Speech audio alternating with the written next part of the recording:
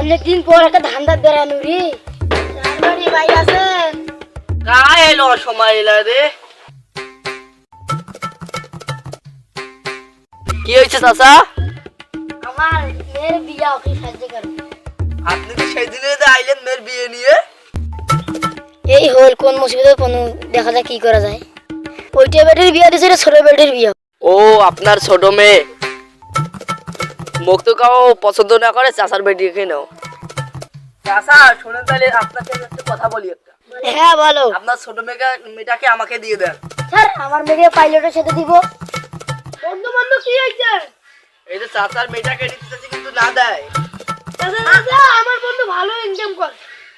Income করে মোজাম্মা plane চালায়, গাঞ্জা গুঞ্জা খায়।